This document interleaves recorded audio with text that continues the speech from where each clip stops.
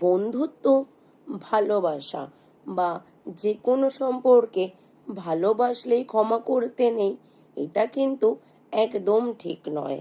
যেমন ভুলকে ভুল বলার সাহস, অপরাধকে অপরাধ বলার মানসিকতা, প্রতারককে ঘৃণা করার শক্তি, খারাপকে খারাপ বলার প্রয়োজনীয়তা, ভুল মানুষকে ছেড়ে আসবার ক্ষমতা, অকৃতজ্ঞ বন্ধু বা পিঠে ছুরি বসানো বন্ধুকেও জীবন থেকে বাদ দিয়ে দেবার ক্ষমতা থাকাটা বড্ড জরুরি।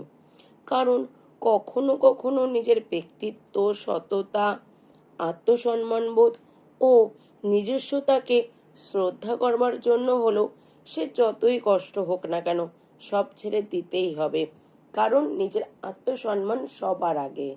আর এই আত্মসম্মানকে বিসর্জন দিয়ে কোনো সম্পর্ক টিকিয়ে রাখার কোনো মানেই হয় না।